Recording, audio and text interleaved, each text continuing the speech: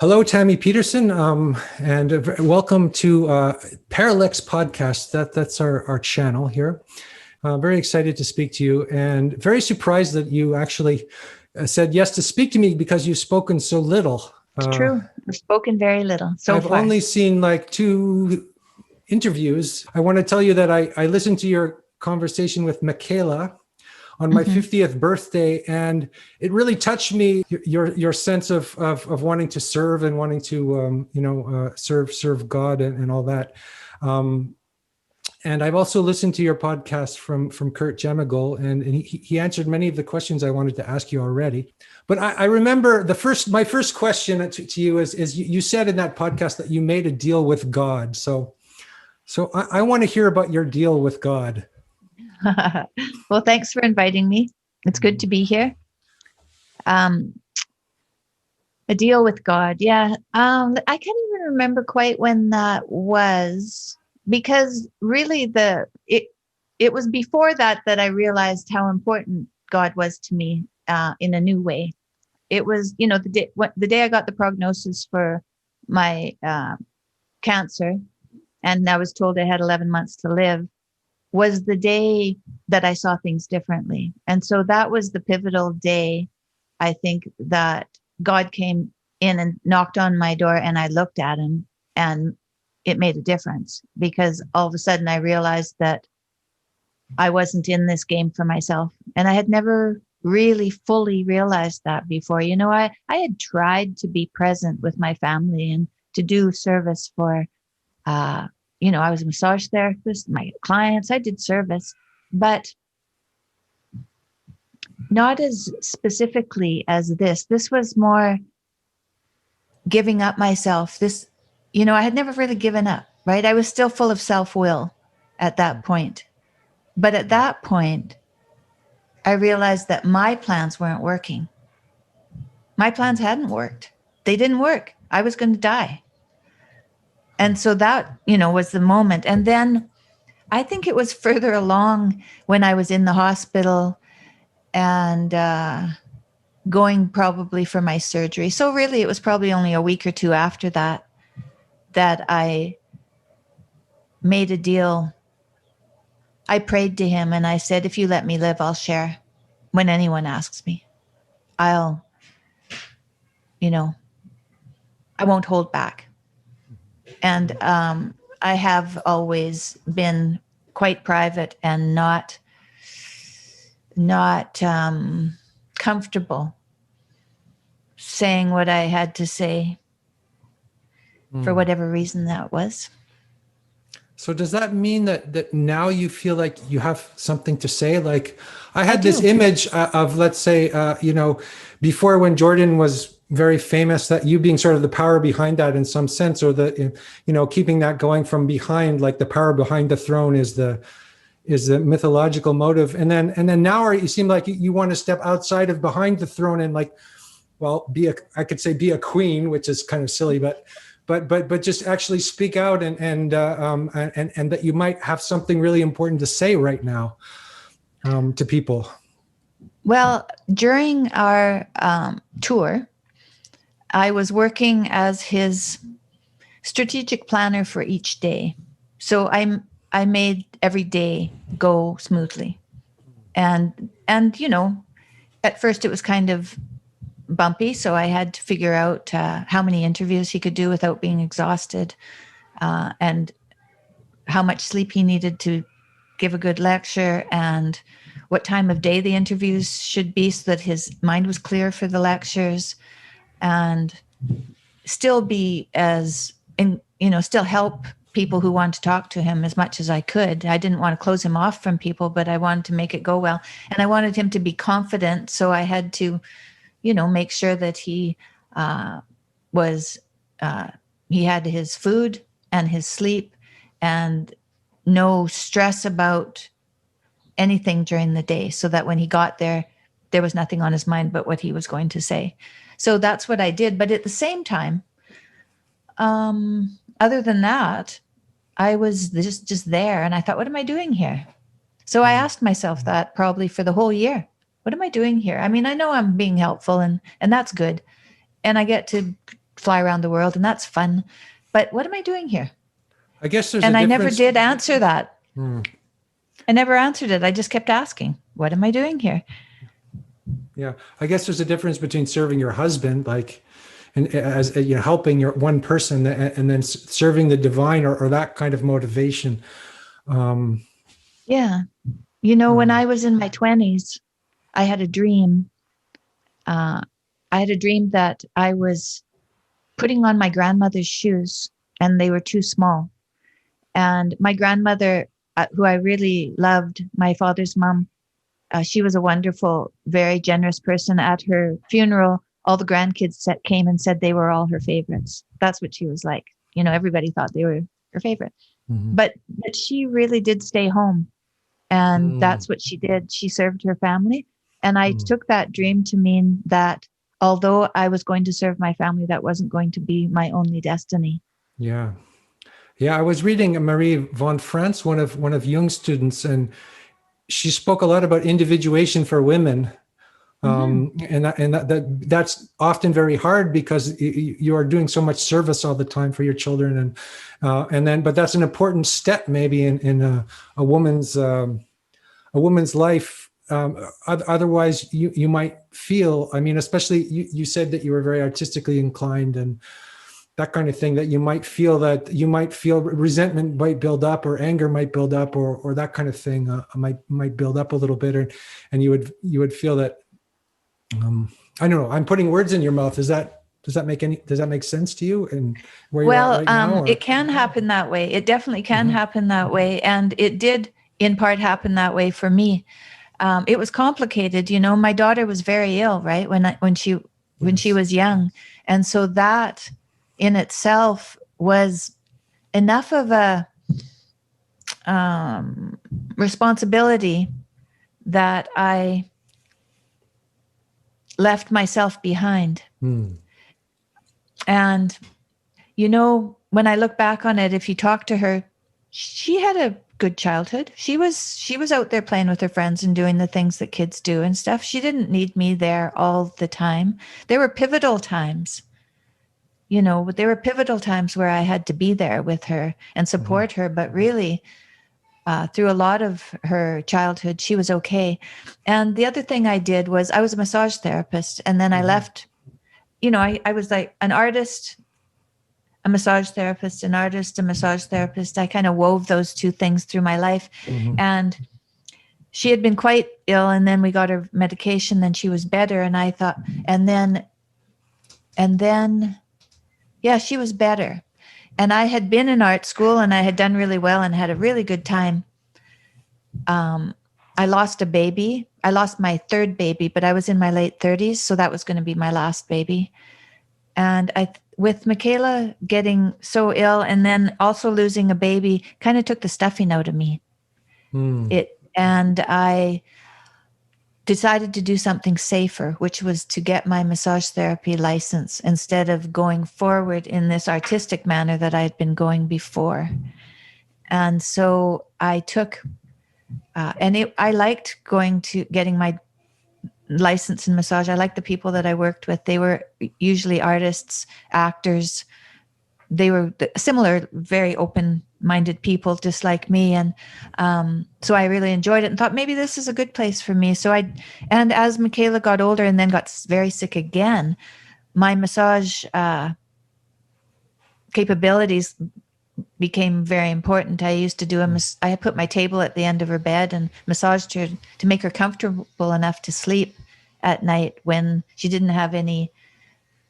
When she had no cartilage in her hip, she couldn't lay down. She couldn't stand up. She was just in pain all the time, right? So it was good, but I was always wondering why am I not doing any art? This was always so important to me. I always carried a sketchbook. I sketched everyone I went out with. I sketched the blues musicians in the bars, and I sketched.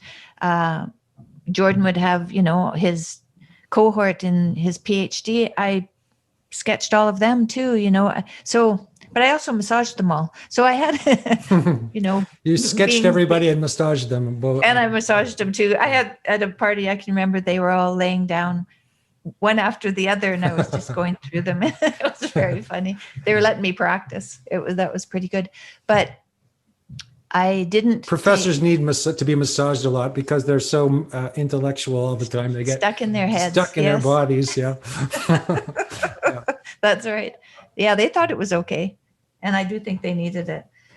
But anyway, I never did my art until, like little things I did until just very, very recently. Right. So, like very recently, I would say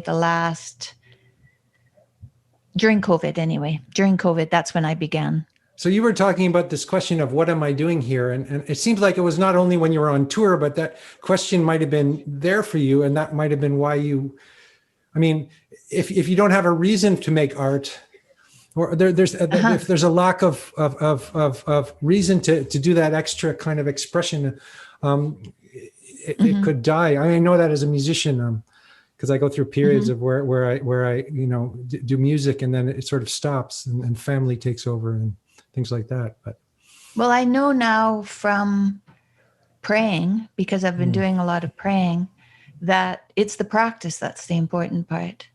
And although everybody wants it to be the show, that's the important part. It's the practice that's the important part. The show, it's like being happy, right? Yeah. You practice, and then now and then you get to be happy. It's not the happiness, it's the practice in order to be satisfied. That's what you're doing. And so I think that I recognize that more from my art now too. It's a practice. It's a daily practice, as meditation was, or as yoga was, or as prayer is. Art is the same thing. Just like writing. If I was a writer, and I'm not a writer, if I was a writer, it's the day to day. George says, you write every day. It doesn't matter what. And when the kids were little and we went on holidays, he still wrote every morning. He never did. Every day he wrote. And I wanted to say that during those 150 shows that I went to with Jordan, and I was there present for we think about 150 shows. So I sat through his biblical series, and I traveled the world, and I went to all the lectures. And then when I had this prognosis and this change of philosophy, change of attitude, I think that in part is thanks to all of those lectures that I listened to. I think that all of the knowledge that I got from his books, and I listened to the audiobooks when he recorded Maps of Meaning and 12 Rules. I listened to those. I went to the studio with him every day and listened to all of those. So I think that my change of attitude, and speaking about this, I have a lot of gratitude for all of the time that I was present with him and listening and learning. So, yeah. Well, I have a question about that, because I've listened to hundreds of hours of Jordan Peterson's lectures, like, a million young men out there, and felt very inspired by them. And when he disappeared, there was a sort of, almost like a desert, like it's like something's missing in the world.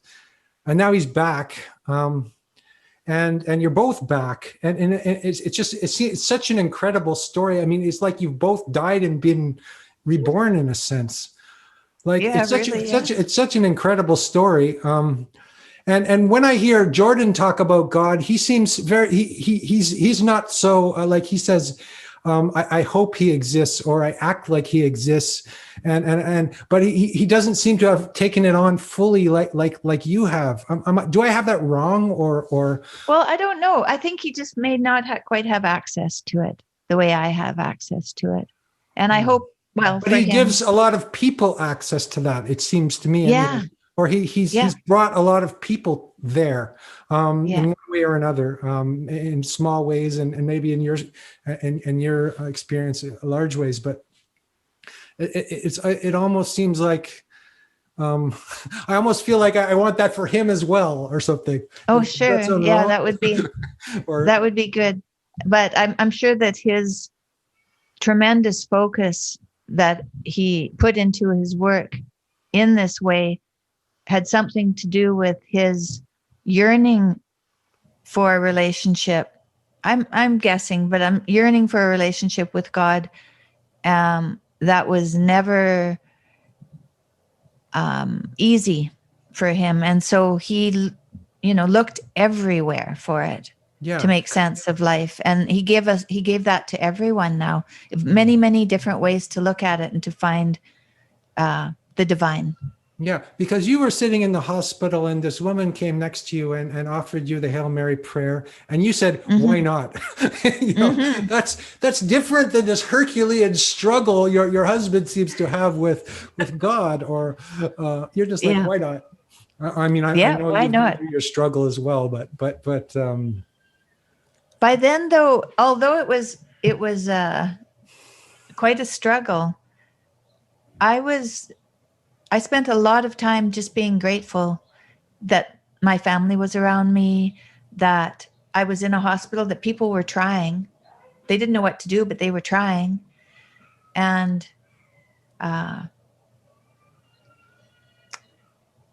I don't know, it's very strange because I really feel like the illness that I went through was a learning experience for sure. It was my learning experience. I've had trials before, but this trial was profound. And I think learning experience is not strong enough a way of putting what you've been through. I mean, you came very close to death, right? And you came back. I mean, you describe it yourself as a death and rebirth experience, right? I mean, that's what you said. Yeah, it was, well, when I had surgery, the surgery went well. Uh-huh. I was, I was relieved, and I thought I would probably live at that point. So from then on, it was more a matter of how much I was going to suffer in my life from then on. Because I was in quite an uncomfortable position to have tubes coming out of me for my body fluids, and having that maybe be the way I was going to live. So although, I mean, I think my attitude changed like a life and death experience, but you myself. I mean, you also spoke about how your healing process was an imaginal kind of thing. Like, it wasn't just that the doctors healed you, but there was some spiritual process going on that you were working with this whole time. Like, you talked about white light and gold light and that kind of thing. And it seems like that kind of an experience is something that people in the modern world, or people who don't have access to that, are impoverished, because they think of the body as just this machine that you try to fix, but there's obviously more going on there. I think that there is. For instance, this morning I was doing yoga and I was meditating at the end of it. Oh no, it was a little mindful meditation that I did this morning for 15 minutes.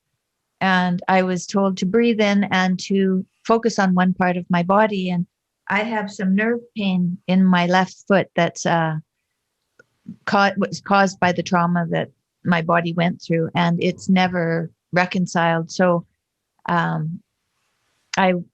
put my focus there, and I could make my foot hot.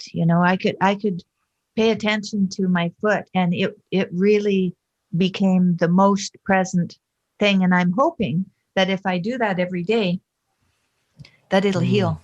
Yeah. That's what I'm hoping. So we'll see. I think that sort of experience has become educated out of people. I remember when I was a kid, I used to get these incredible headaches at school, and I could make them go away by dissolving them in gold and things like that. Like, sort of experiences that, and that just came to me. Like, I wasn't taught it by anything, but I think we're capable of so much more in our minds than we actually think.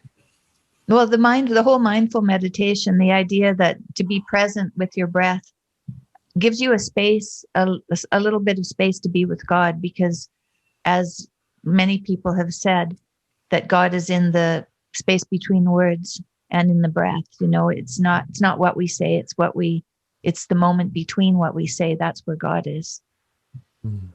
Yeah. That's why we have to be quiet for, even 2 minutes a day is really, really important, to be quiet and to listen. and not be talking, because, you can pray and pray and pray, but if you don't take the time to listen afterwards, then you're not going to actually experience what God has for you. Well, that's why I never was able to do church, because you'd pray and you'd sing and you'd sit on a hard bench and you'd listen to somebody give you a lot of more moral, support or whatever. But I took to meditation younger because of that, because you would just sit in silence and it was sort of less dogmatic, and that seemed to be the point more than anything to me. Yes, that's true. That I never thought of that about church. Yeah, it was. They were maybe uncomfortable with silence, but which lots of people are. I know the church is also a place where you can go and be in silence, and that's an important aspect of, Yes. Christians are going to be angry at me probably, but for saying that, but that was No, my but you can go on your own. Younger person, Yes. Yes. Yeah.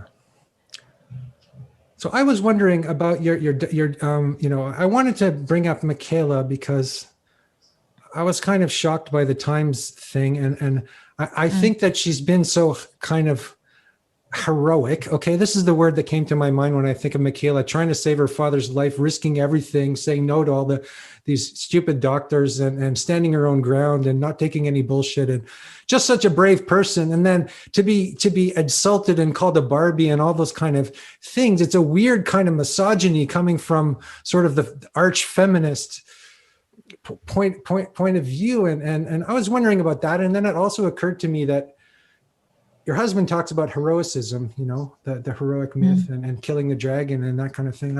I was wondering about if you agree with me that your daughter has behaved heroically, and also and maybe you too, but also is heroicism, is there a difference between female heroicism and male heroicism or is it the same thing, or is there a crossover, or you find, can we talk about female heroicism? Because we've spoken so much about male heroicism, and Jordan's spoken so much about that. Well, in terms of Michaela and her heroic and the heroic measures she took, Michaela really had a life so far of figuring out her health issues. Right. It went way back to. Yeah. Oh, yeah. Ever since. I mean, when she was a little girl, she thought that she would just get better. It was like a flu that she had. We told her she had rheumatoid arthritis. So, she was 8 years old. So she thought when the doctors figured out what it was and she got some pills, she'd be better. So it took her years, really, until she realized that this was something that was this was just with her. It was part of her, and it would be something to contend with. And so very, very early in her life, she had to contend with something. And I think if you meet anyone who's had to contend with pain for that much of their life, you're going to see somebody who has learned how to contend with life. And she learned how to contend with doctors. Yeah. Right. She saw many doctors. All kinds of things, don't they? I mean, doctors. Yeah. And psychiatrists tell you so many too. things, and you get so much mixed information, and. Yes, you really, really do. And she knows now you don't go to a doctor alone. You always take someone with you, because it's stressful and you might forget what they've said or forget to ask certain things. So it's really good to always have somebody be with you no matter what. And I agree with her that that's a very important thing. And also, maybe this concept of iatrogenic, disease. I have a friend named Zach Sine who says that's a plague in the society today. Doctor-caused illnesses, side effects from, all these drugs that the doctors are giving, and doctors. I think it's like the third leading cause of death is medical mistakes. Right. So that is a plague in a sense. The third leading cause of death. If that many people are dying from that and are victims of that, and people have so much faith in the medical system, and maybe they don't. I don't know. I was fortunate. I had so much family around me and my sister's a palliative care nurse. Jordan's sister was a nurse. I have a pharmacist for a sister as well. So I had these people. I have a nephew who's a doctor. So I have all of these medical people in my family, and they were all working diligently to figure things out. So although Michaela ended up going to Russia, it was a real family affair, figuring out what to do and making the decisions that we made. We had no choice. When George went to Russia, he was in a hospital in Toronto, and they were just adding more and more medications to him, and he was just getting worse and worse and worse. That would have killed him. So we took him out of there. I think, he wouldn't have lasted that long, I don't think. No, he had already nearly died from it. So going down that road had not worked. It was obvious that it wasn't going to work, and there weren't any good options in North America. We knew of one doctor who was somewhere in the middle of America who deals with difficult cases. But, we would have had to take Jordan to the States, and he had already spent a whole bunch of time in Connecticut and in Florida, and you can only spend so much time in the States. And the doctors are only licensed to work within their states. So it was complicated, although he might have been a good person to see, and still might be. It wasn't a straightforward issue. You wouldn't think going to Serbia would be a straightforward issue either, though. But that's just one get of on the a plane problems that and go. happens when you have money. If you have money, then all of a sudden you have way more options. So, when George went off to Russia, I was thinking, man, this is very strange. And if we hadn't had all this money, this wouldn't have happened. Right. So we can think of all the ordinary people that are suffering from this that don't have the options that you guys might have had. Yeah. Yep, that's true. Yeah, we did. We had options, but then again, some of those options might not be the right options. But now you have so many options, it's difficult to decide which are the good ones and which are the bad ones. Yeah, because I guess the human body is so complex and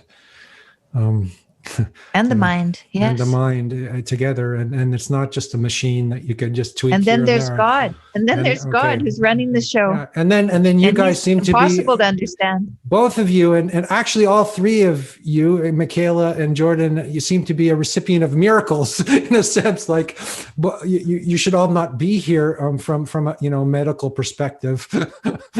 Right.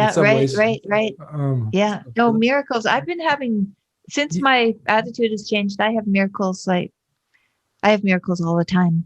Daily miracles, little miracles, every day. Yeah.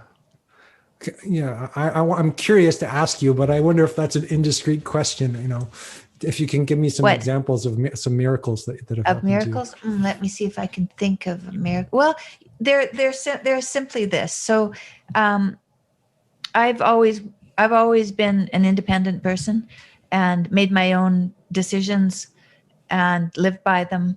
And when I got married and had children, I felt responsible for them, maybe more than I might have been responsible for them, because literally you can only change yourself. You can't change other people. But I went further than that and was quite consumed by what other people should be doing to make their lives tolerable.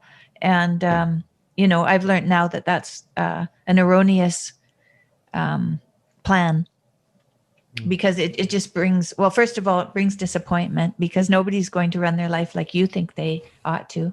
Mm-hmm.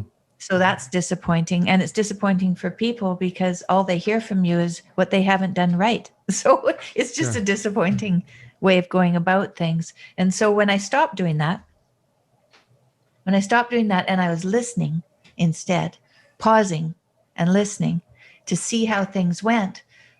Okay, so last week I have a granddaughter, she's 3, and she comes over and visits me for the day on Wednesdays. And I also have a friend who comes to see me on Wednesdays. And both of them were going to arrive about the same time in the morning. And I realized that I had, I'd kind of double booked, because I have this 3-year-old coming and this other woman who I have to pay attention to at the same time. But I decided that I would just let things go and we'd see how it went. And so I'm at the playground and my friend's going to come to the playground, and I'm pushing my grandchild on the swing. And she arrives, and I ask her if she's got her books with her that we were going to discuss things with. And she said, yeah, they were in the car. I'm like, okay, they're in the car. I won't push anything because here we are at the playground. And so they were at the playground, and my friend's actually very much enjoying my granddaughter. And she does love my granddaughter. So we were having, and then my friend wanted to go for a little walk to the Starbucks to get a coffee, which was closed now because of COVID. It doesn't even exist anymore. And I had to mail something, and I had to mail it overnight. It was really, really important. So for me, that was exactly what I needed to do at that moment. So I said yes. And off we went to Starbucks, and I had until noon, and then I had another meeting. So I wanted to have the meeting with this woman, but because my granddaughter was there, it was complicated. So was this meeting going to happen or not? I don't know. So I was letting it happen in God's time, because I thought, well, if it's not going to happen, then it's not supposed to happen. So I'll just let it go. So we go to Starbucks, and on the way back, she calls her son, asks him if he wants to ride home at lunch. She says no. So she says, well, I think I have about 10 minutes and then I'll have to go. And you have a meeting in 10 minutes. I said, yeah, let's talk about, this issue that we were going to talk about. We talked about it for 10 minutes. It was exactly what we needed to talk about. There wasn't any more than that was necessary, or maybe even, maybe it would have been detrimental to speak further. We had 10 minutes. We went through it, and she left. And it was a perfect morning. Although the morning I spent stopping myself from worrying about whether it was going the right way or not, So it's faith. Yeah. And well, so that's what I mean. If I meditate in that's what I mean by little miracles, is stepping back and seeing life go, and that it goes without my hands holding on to the steering wheel. Yeah. In fact, I feel like this interview happened like that in a way, because I listened to your conversation with Michaela, and I was touched by that, right? And so I just said, okay, what the hell? I'll write Tammy, because I somehow had your email from when I was working with Rebel Wisdom, and then you responded right away. And I work for a small media group that we're trying to get people, and so you're a big catch, if you don't mind me saying so. But my motivation wasn't that. It was more of a heart motivation, I think, at that time when I wrote you. So I think that's kind of interesting, is like when we try to manipulate reality to suit our agenda, it kind of doesn't work, never works, does it? No, it doesn't work. That's right. It doesn't work as well. And then you always wonder why you're frustrated by this happening and this happening. It's because you're putting too much self-will into everything, and you're not letting your hands off of it to let God show you the way. Because he will. He does. And I have a housekeeper who's here today. She's lovely. She's Filipino, and she's all about God. And she was just telling me this morning, because her husband had COVID, and she happened to be immune, so she never even got it. And she came after maybe 4 weeks of being away, because she was at home taking care of him, and he's fine, by the way. But she was saying how miracles just happened to her. She said that when she was a young girl in northern Philippines, she used to cook. They had some land, so they were better off than most people. And she would cook and give the food to people who didn't have any, even when she was a young girl. And so she's always had that same attitude of giving. And her father said, you'll never be rich with things, but you'll be rich because you live for the world. You're here for, and that's just, she said, when I do your house, I do it the best I can do it. And that makes me happy. And that makes you more happy. And what's better than that? Mm-hmm. Yeah. And I have the fellow who comes and fixes things for me in the house. He's just a wonderful, smiley fellow, and he does exactly what he says he's going to do. And he's respectful and generous and kind. So often very simple wonderful people. Simple people are people who don't make their lives complex or are more generous than people who have amassed all kinds of, complicated lives of some sort. Well, they can be. Mhm. Yeah. And I think, because, that can happen. it can get pretty strange if you're trying to climb up one way. If money is that much important, then everything is going to become unbalanced. Yeah. It has to be balanced. Life has to be balanced. And there's a really good, if you're going to say anything to someone, sometimes you want to say something and you don't know if you should or not. There's a really good rule. There's you can think of, there's 4 obsessions that you have to obsess about: gratitude, love, kindness, and tolerance. And if what you say doesn't have all those things, then they're not worth saying. Yeah. If it's just one of those I things, can you're believe in that self-will. I can believe that on an intellectual level, for sure. It seems that some, we can live that to a greater or lesser extent. Yes, and I feel like when I start my day, I start it with God as soon as I wake up, and I do all my prayer and my meditation and sometimes yoga, and try to prepare myself for the day ahead, to stay with God as much as I can, and hope that when I come to the evening and I review whether I've been, dishonest or treated anyone badly or anything, that I can get to the end of the day and have not done anything like that. I hope that I haven't. But if I have, then, it's time to make amends for anything that I've done, so that the next day I can get up and start again. How do you do that? How do you make amends for it? Well, first of all, for you recognize all of our it. little,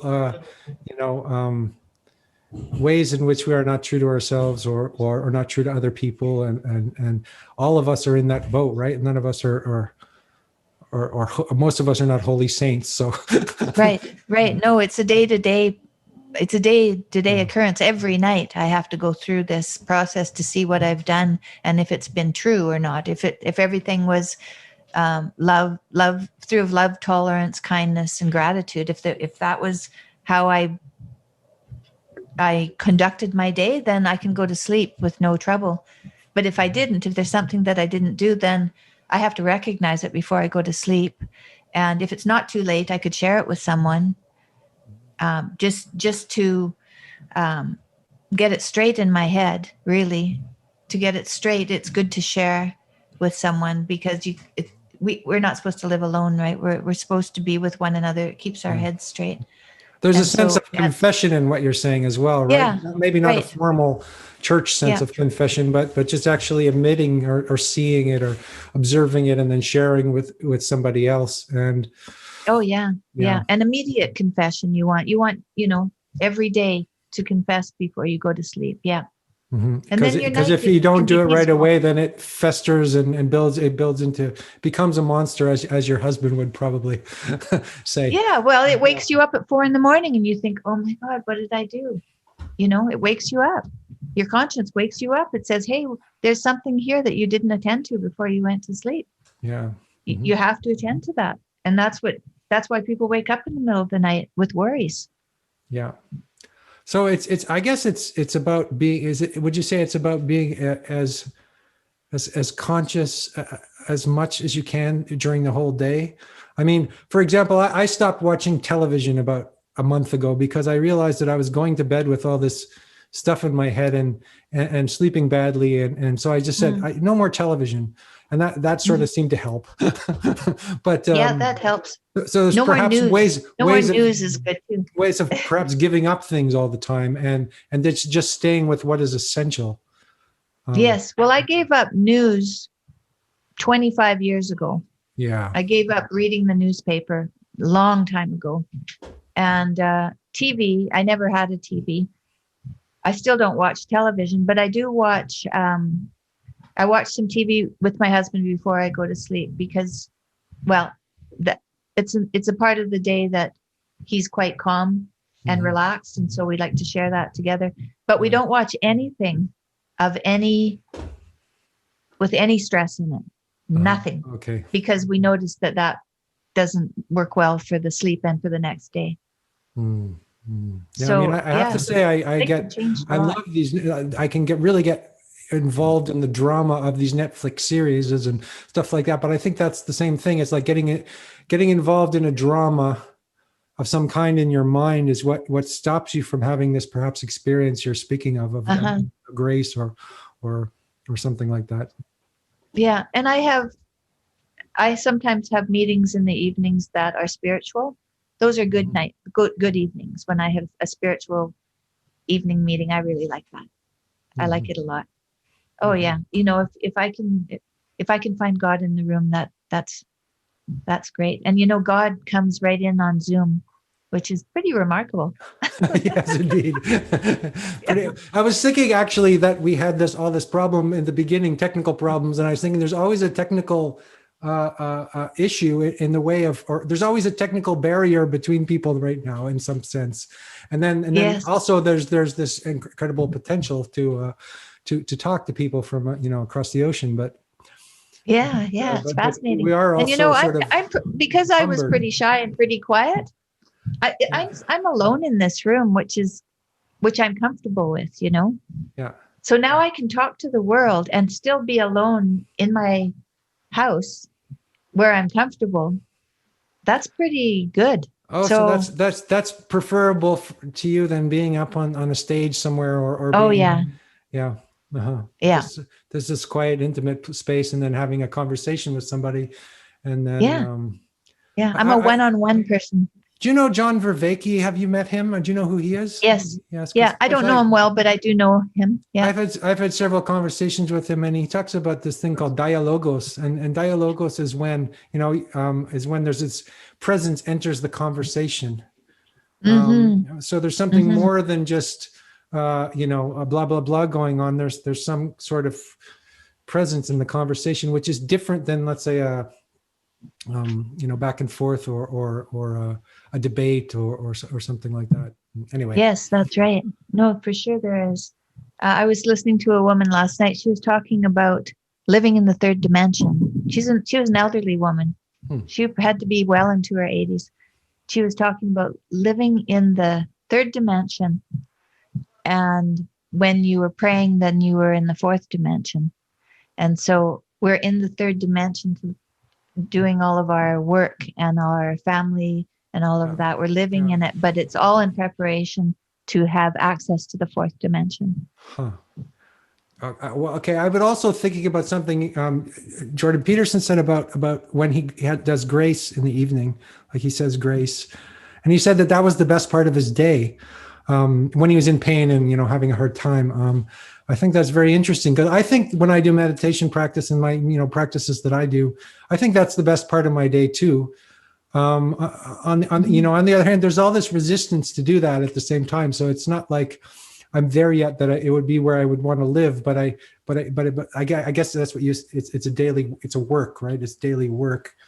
Well, I also do it if I have to have a blood test or I have to have a scan of some sort, which I have to have now and then, just because they aren't sure that I'm healthy yet or not, although I'm pretty healthy. I pray in the scanner, I pray while they're doing the blood work. I pray when I'm getting needles of any kind or anything. I pray, and then those things aren't as horrible. It's just not as horrible. It's much. That's a new thing for you, or is that something you've been doing all your life? No, it's not something I've been doing all my life. It's since I started praying the rosary. And that's the Hail Mary prayer. Yeah. And I learned all of that, so I know it. There's the Apostles' Creed at the beginning. That's quite long, where you say that you believe in God and go through that before you pray, and then afterwards, there's another prayer. Hail, Holy Queen. So this is more to Mary at the end. So you're praying to God in the beginning, and then you pray to Mary at the end. And I've got it pretty much all memorized now, so that if I'm anywhere, I can pray. I can pray anywhere because I have it.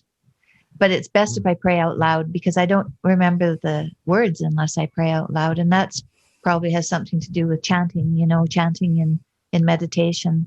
and I how guess when you speak, it makes it present real. It brings it into, makes it real. makes it real on some level.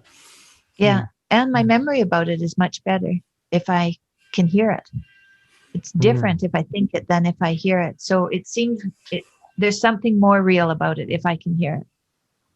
And that's why grace, you say it out loud, you hold hands. It's a ritual that brings that fourth dimension into reality, into the third dimension. Yeah. I like that. That's a cool idea. I like that. Yeah. That's great. I think a lot of people will think that's very wacky, but I think there's a truth to that. I think there's a truth to that because we don't understand God. We don't understand our spirituality. It's not of this. We can't see it. It's not here. And so it's got to be a different dimension. Yeah. That we have access to, but we have to be really quiet and we have to be really careful. And we have to be aware of the. You were talking about how it was in your interview with Kurt about the subtlety of that. It's extremely subtle. It definitely is. It's like the most subtle thing that you're talking about, I think. Oh yeah, and things like resentments that grow over years. They can grow over hours, but they can grow over years. And then to have access to those resentments in order to heal them.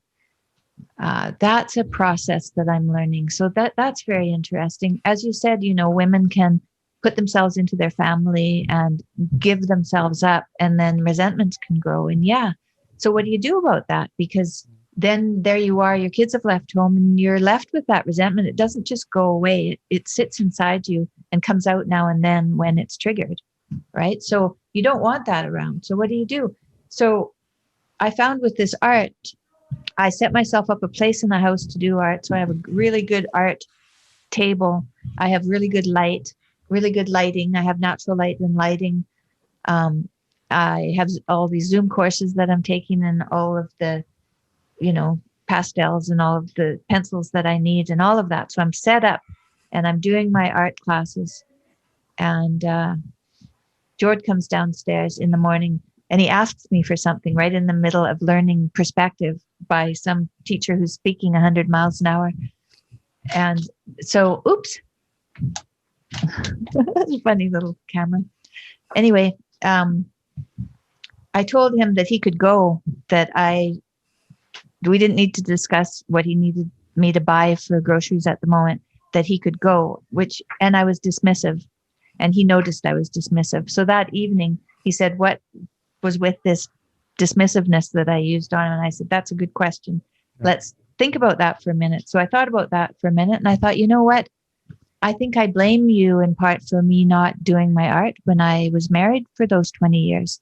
And that's silly because it was my choice not to do art. He was encouraging of my art. So for me to blame him was it was of my own making. I mean, it was a complicated situation. It wasn't going to be done perfectly. We did pretty well.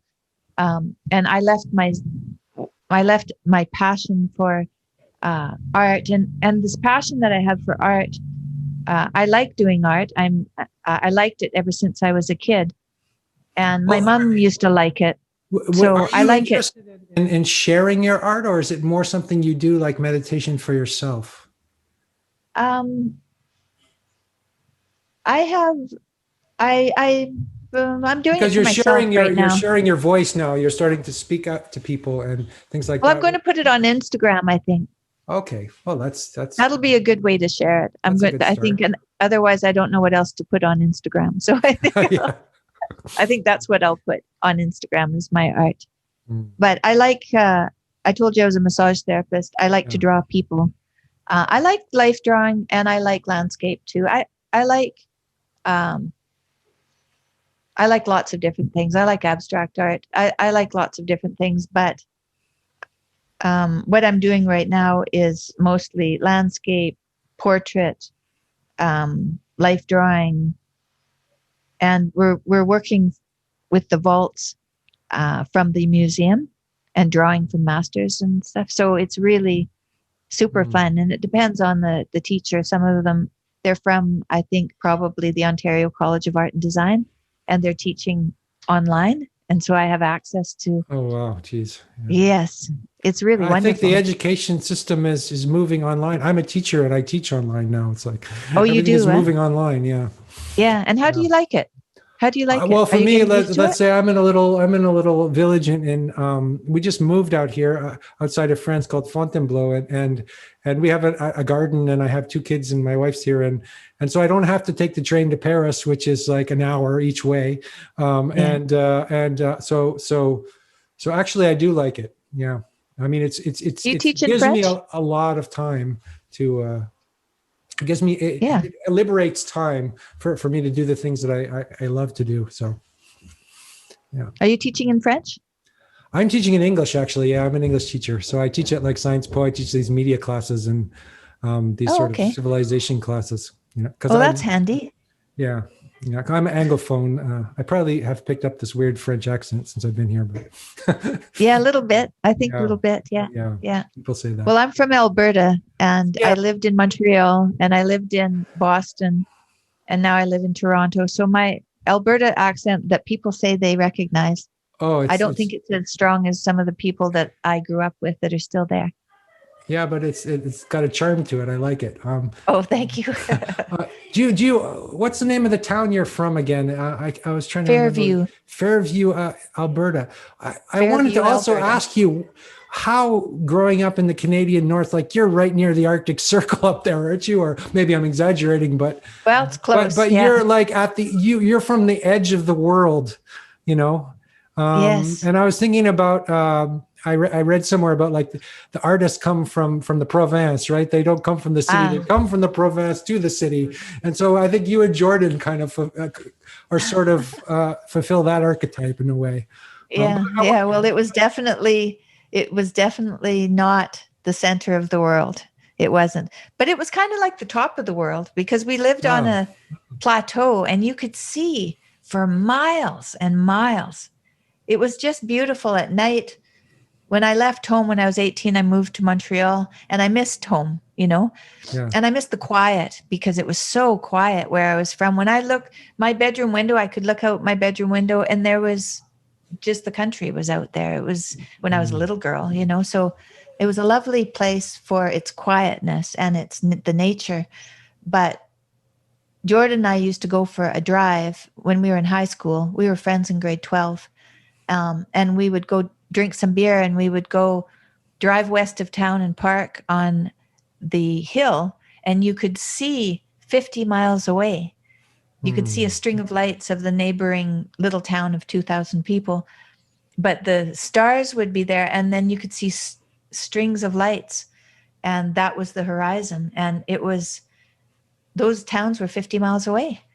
It was beautiful. When we moved to Boston and we went to the ocean all the time, it kind of reminded me of the prairie because you can see so far when you look out into the ocean. Feeling that vast open panoramic. Yeah. Yeah. I mean, and I have a cottage now. I have a cottage now north of Toronto, about 3 hours. And when I first went up there, is it in Muskoka? Muskoka, yeah. Oh wait. It's in Muskoka. This is where this is where our family cottage was, Lake Rosso in Muskoka. Oh, Lake Rosso. I know Lake Rosso. We sold it in 1999, but we had this island there. Yeah. Uh-huh. My sister, her husband, his family have an island on Lake Rosso. Maybe it's my old island. Who knows? Well, they've had it a long time, I think. I think. Okay. Yeah, it has 2 big houses on it. And my sister swims around it every morning.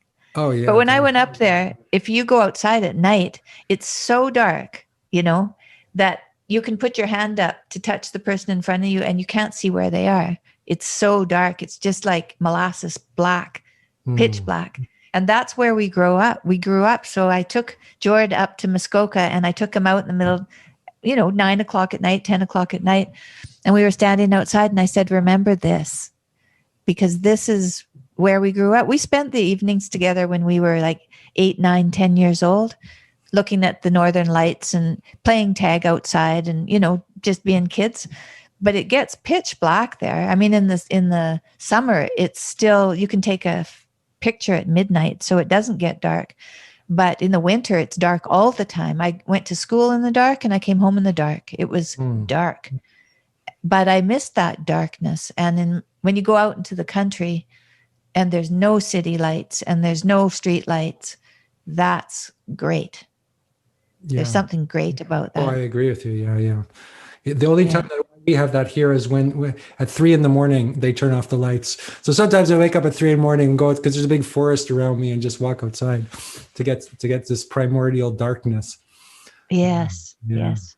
Yeah. I studied astronomy in Montreal, and I went home to northern Alberta, and I looked up at the sky, and it was completely different. It was the first time that I realized how far I had moved and then come back, because all the constellations had moved from the horizon up to the from sky. when you were a child, you mean? The constellations? No, from Montreal. Yeah. From Montreal to northern Alberta. So Montreal, if you go across, is kind of like northern California. Yeah. And where I'm from, if you go across, is like Labrador. So way up north. Right. And the whole celestial sphere is different. And that was very apparent after I'd studied it and then moved back home. Because I think God is outside. You said that before. God's God is definitely outside. That should be a slogan or a T-shirt or a meme, I think. I heard you say that, and I thought, oh, God is outside. That's a good meme. Yeah.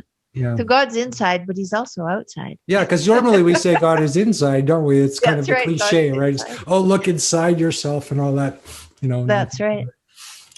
No, whenever I'm pondering something, I can go for a walk, and the wind and the trees, and just being outside is very contemplative. It's a good place to be. And now Jordan's walking. He walks 3 hours a day, at least 3 hours a day. And he was brought to that because he has to. It makes him feel calmer, but he never would have walked before. He didn't have time. He was always working, but now he gets to walk. And so in a way, even though it's happened to him and he's not well, I think that that's a gift that he can walk. That's a real good gift.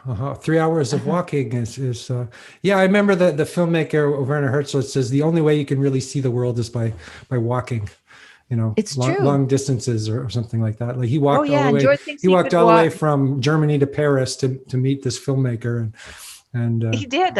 Oh my goodness! Yeah, Jordan thinks he could walk 100 miles a day, and not be tired. He said his feet get so they're kind of worn out, but he's fine.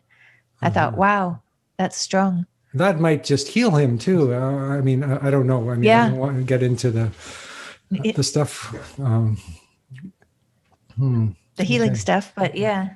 Well, I don't think it'll hurt. That's for sure. Yeah.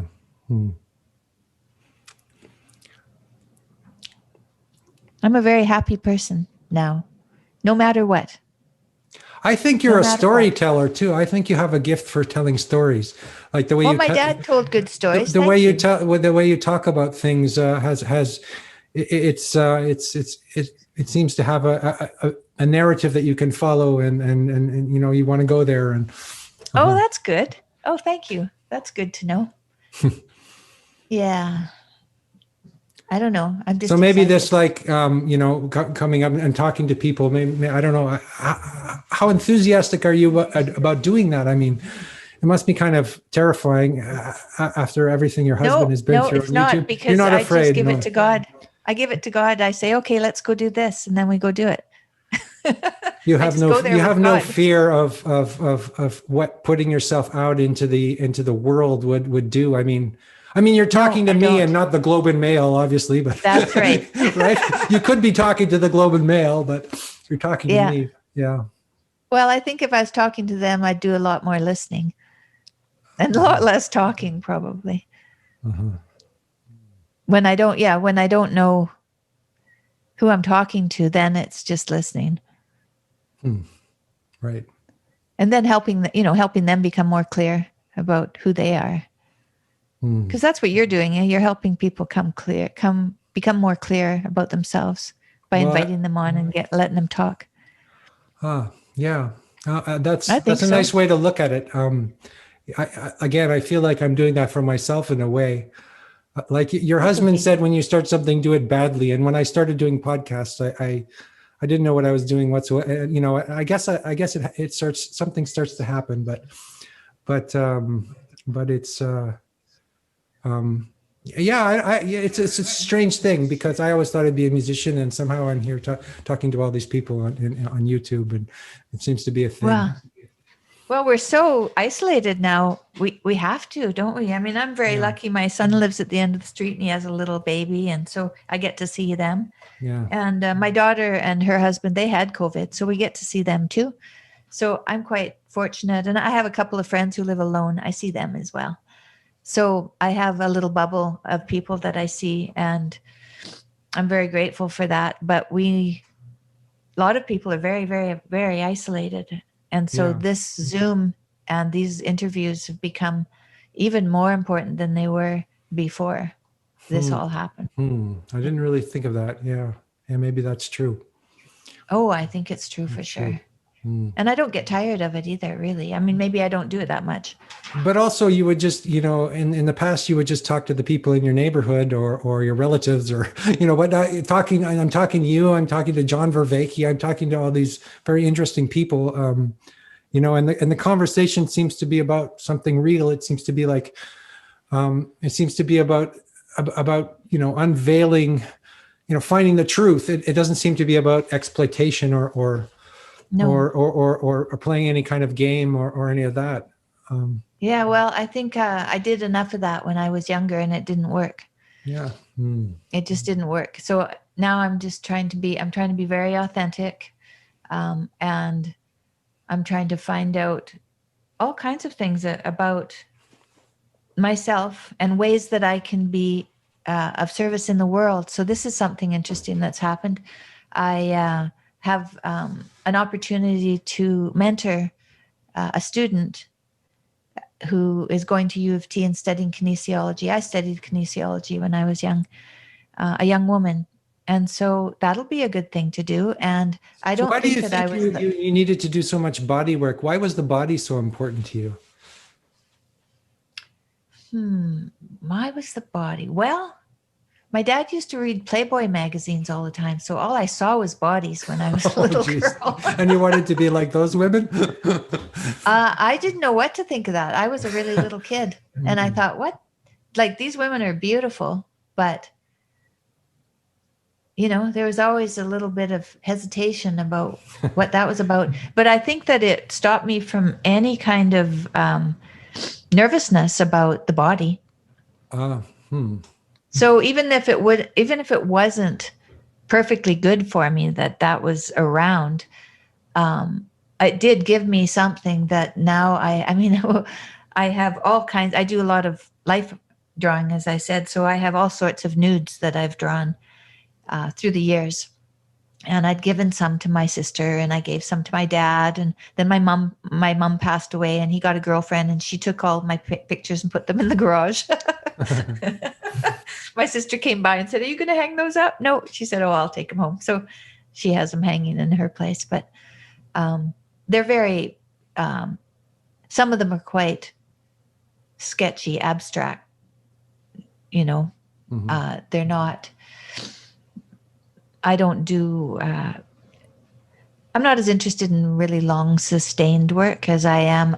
I'm really interested in communicating with the model, if I'm with them, and seeing the lines and expressing the lines on paper.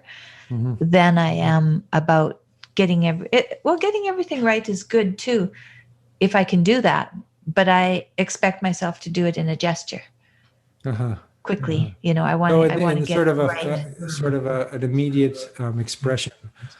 Yeah, the feeling of Something. it. And so my relationship with my body, I started doing yoga when I was 13. My aunt gave me a book on yoga, and I took it home and I did it every day.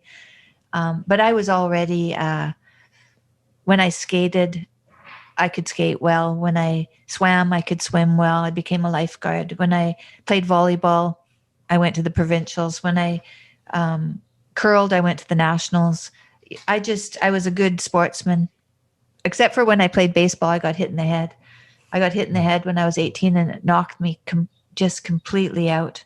I had the stitches of the ball imprinted on the side of my head and black eyes. And then I had neck pain and back pain for years after that, years and years and years. So I used to do a lot of yoga to try to stop having so much pain. I finally got traction on my neck, severe traction. And that, along with some osteopathy, solved my neck problems. But since then, I've used cold laser therapy, and I've lasered my brainstem a lot, because I know that if you have a severe concussion, it can come back and bite you, your cognitive abilities later in your life. It can be bad for your memory, maybe some dementia. So I know that it's best to heal the inflammation that was caused at that time. And so I use a cold laser to treat that. And I used cold laser in my massage therapy practice. The laser I use is called BioFlex laser, and it was someone in Toronto who developed it. And I have arthritis in my knees and my thumbs, and I don't have arthritis anymore.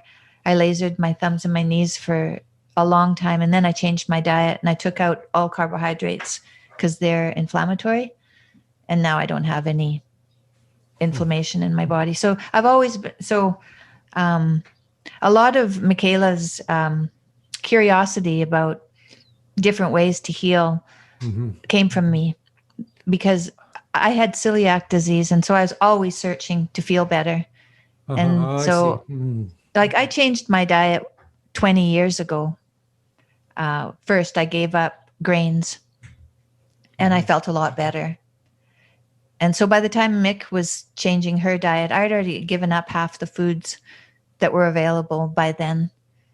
And so when she decided to give up the rest of the foods, I only had to go halfway. I'd already given up most of them. Okay. It wasn't that much to give up anymore. But it's kind of funny because I eat lamb. Yeah. I eat lamb and I drink water. And that's my diet. It's lamb. It's not beef. No, I ate beef for a long time, but my digestion was never good. So now I eat lamb and it's much better. So I don't know what it is about beef fat, but I have. I was wondering if it's because you were so far north that you have an Eskimo. I think I have an Eskimo. You have Eskimo diet. blood or something in you. Yeah, that must be it. That must be it. Well, my housekeeper today was saying in the north of the Philippines they eat rice and they grow rice. Yeah. In the south of the Philippines they don't eat rice at all, and if they do, they have stomach aches. Oh, interesting. Isn't that interesting? So it's it might be a northern thing in some sense. I know I've met a bunch of Tibetans and they didn't eat vegetables; they just eat meat. And you would think that they were like Tibetan Buddhists; they would just eat, vegetarian stuff, but all they would eat would be like these meat dumplings or something. Is that right? Yeah. True. Well, it's they think, and if you look back at animals, the ones that could eat meat, they were pretty high up on the scale of successful animals. Yeah. And so it's possible that, eating meat is a privilege in a way, because wow, you have to kill animals to get your meat. That's quite an undertaking and quite a sacrifice. So who's going to get that? The king is going to get it, right? The queen is going to get that, but the people who are living in the village aren't going to get that. Yeah, they're eating lentils and potatoes. Yeah. Right. Interesting. That's kind of how I see it anyway. I think that it's possibly the best way to eat, but it's a very difficult and costly in many ways way to eat. But I have to eat that way, or I wouldn't walk, or I wouldn't do anything, and I couldn't think. I had a root canal, and they gave me painkillers afterwards, some pills, and they were gel-filled pills, and there's gluten in the gel-filled pills. And I didn't realize there was gluten in the gel-filled pills. So I was driving my car, and I won't tell you the whole story, but I got lost I got lost. I couldn't find my way. And this is in a part of the city that I knew very, very well. I couldn't even see what was in front of me, and I got home and I said to my daughter that I felt drunk. I didn't know why I felt drunk. And so she looked up the painkillers. She said, Mom, there's gluten in those pills. You get drunk on gluten, not even the beer. Drunk on gluten. That's right. That's right. So if I have a beer, I'm really gone. But yeah, I don't think I'd have any memory left anymore either if I ate a North American diet. I'd have no memory left and I wouldn't be able to walk or do anything if I ate that way. It's crazy. Right. Yeah. So in a way, being reborn, I mean, really, I eat meat and I drink water. I nearly died from having cancer. I'm feeling pretty blessed here, just living kind of a very simple and spiritual life. Yeah. I wondered whether it would go this way. Earlier, I wondered if I would ever get to be like this. I think I kind of saw it coming. You felt yourself moving towards that direction. Well, I mean, it looked like you were searching for that, but it had to be quite extreme for that to happen to you, I suppose. I mean, it's never happened to me, so I'm a spiritual dilettante like everybody else. I haven't found that yet, but I mean, I can understand, I guess. But I guess we're all, there's some sense we're all reaching for that, or some of us are. Well, I think that we're at one with God when we're babies, before we're born. I mean, before we're born, when we're in utero, I think we're one with God. And then when we're born, we're separated from God. We come into the third dimension, and we're here on earth. And then we are in pursuit of that oneness again through our lives. Yeah. And then we find it again when we die. And I never read that. I imagine it's a Buddhist But there's a Zen thought. expression that if you die once before you die, then when you do die, you won't die. So maybe that happened to you. I don't know. Maybe that happened to me. I don't know. My uncle, I had a really wonderful uncle. He was so much fun, Swedish fellow. And he was taking bees down to California when he was about probably 50. And he got a bee sting.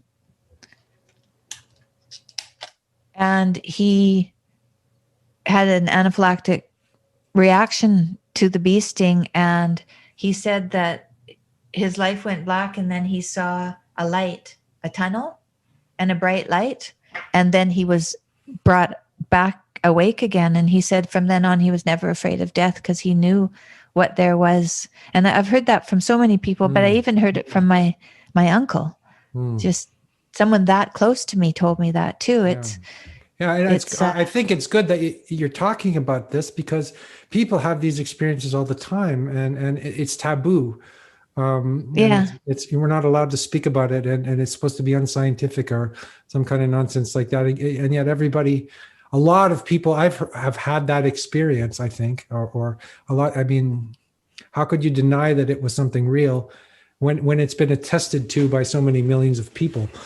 I also, when I was about 17, we went skiing in the Rocky Mountains. We went to Sunshine, just outside of Banff, for a Christmas holiday. And I was with my sister, and we knew that at the bottom of the ski hill, after this one hill, that it was going to be flat, and you were going to have to really be going fast to get to the lift again. Mm-hmm. So we were going at a very good speed, and she was ahead of me, and she's about 7 years older than me. She's my older sister. And I was behind her, and I heard her scream. And when I came over the hill, there was a boulder, about the size of someone's desk. It was a big, big boulder. And I was heading straight for this boulder, and I closed my eyes, and I saw my life flash before my eyes. And it only took a second for my life to flash, for my whole life to flash before my eyes. And when I opened my eyes again, I was by the rock, and I never went back to see the tracks. Mm-hmm. I just didn't want to know. And then I never skied for 7 years. It just scared the living daylights out of me.